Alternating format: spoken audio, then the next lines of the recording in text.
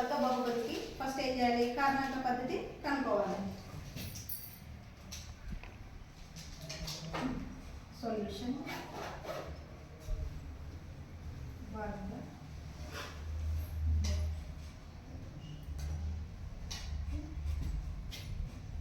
కారణాంక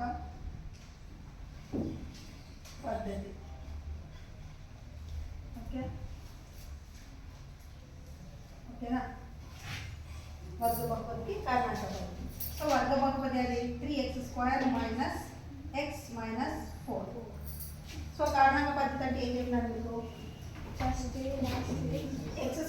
సహగుణకాన్ని స్థిర పదాన్ని ఫస్ట్ గుణించాలి. 3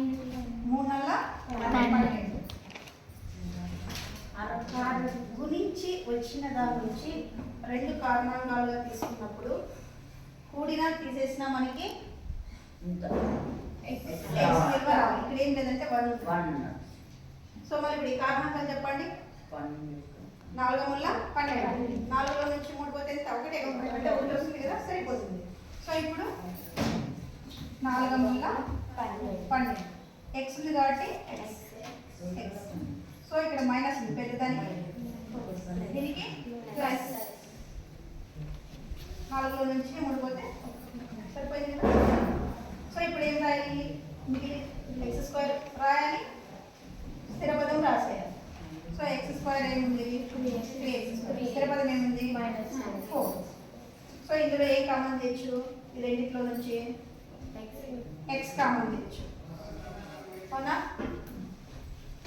so 3x. Okay, x × x x². 3 సరిపోయింది. Minus 4 x × 4 4.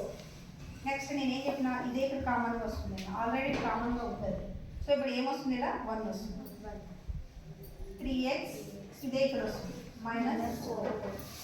1 × 3x plus into minus minus 1 × 4 సరిపోయిందా? సో ఫస్ట్ రెండింటి కామన్గా తీసేయండి.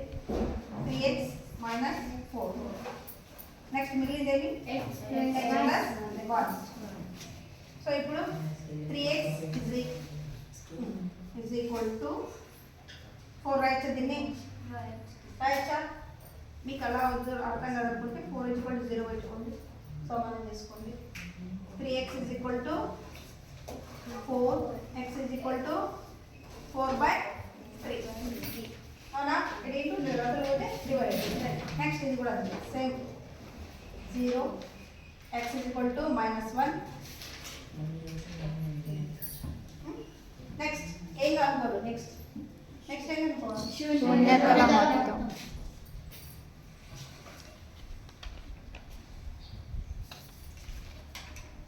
శూన్యతల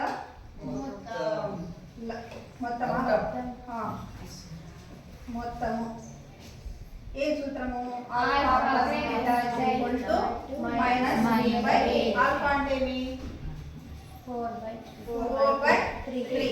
బీటా అంటే -1 is equal to -b అంటే 3 -1. a అంటే 3. అవునా? ఇప్పుడు చూడండి ఎంత